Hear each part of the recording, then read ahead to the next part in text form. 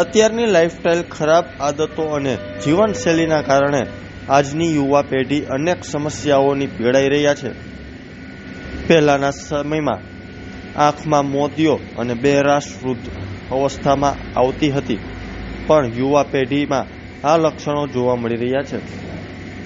કાનમાં બહેરાશ હવે તો નાની ઉંમરના બાળકોમાં પણ જોવા મળી રહ્યો છે.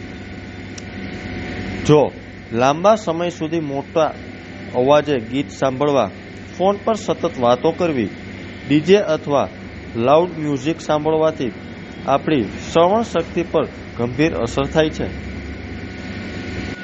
ત્યારે આવો જાણીએ રાજકોટના ઈએનટી ડોક્ટરે શું કહ્યું છે. સાંભળવાની શ્રવણ શક્તિ વિશે આજે આપણે વાત કરીએ.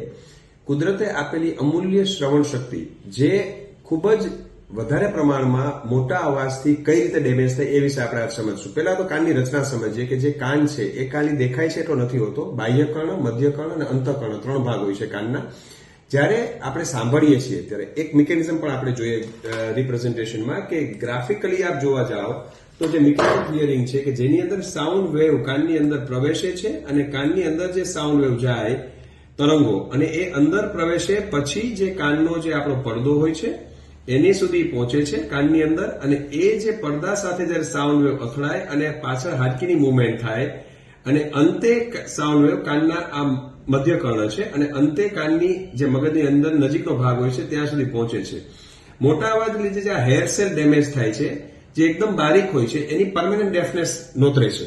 આજકાલના યુથ અને યંગસ્ટર્સ મોટા પ્રમાણમાં મોટા અવાજને લીધે જે ડેફનેસ આવે છે, મોબાઈલનો વધારે પડતો ઉપયોગ, લાઉડ સાઉન્ડ, મ્યુઝિક, ડીજે, આ બધાને લીધે બેરાશ નોતરાય છે. નાના બાળકોની અંદર જયારે ગર્ભમાં માતાના ગર્ભમાં જયારે બાળક હોય ત્યારે જયારે ઇન્ફેક્શન થાય, એને રૂબેલા વાયરસનો કોઈ ચેપ લાગે માતાને કે સાયટોમેગાલો વાયરસનો ચેપ લાગે તો એ બાળકને જન્મથી બેરાશ આવવાની શક્યતા રહે છે.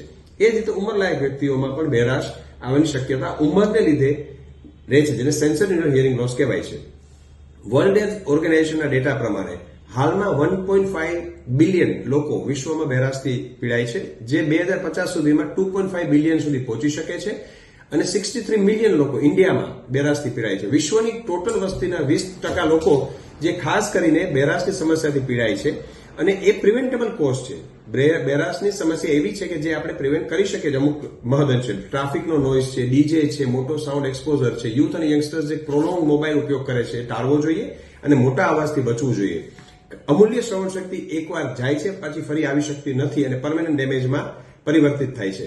એટલે મારી આપ સર્વને એક અપીલ છે કે મોટા અવાજથી કાનને પ્રોટેક્ટ કરવો જોઈએ, લાઉડ મ્યુઝિક, મોબાઈલનો દુરુપયોગ ટાળવો જોઈએ, અને ખાસ કરીને જ્યારે સિમ્ટમ્સ જણાય ત્યારે ઓડિયોમેટ્રી વડે એનું નિદાન થાય છે. ડેસિબલમાં એક મેઝરમેન્ટ હોય છે કે અમુક ડેસિબલથી વધારે એટલે 60, 70, 80, 90 ડેસિબલથી વધારે જ્યારે ડેફનેસ એ પ્રોફાઉન્ડ ડેફનેસ કહેવાય છે, જે મોટા સાઉન્ડમાં એક્સપોઝર થાય ત્યારે થાય છે.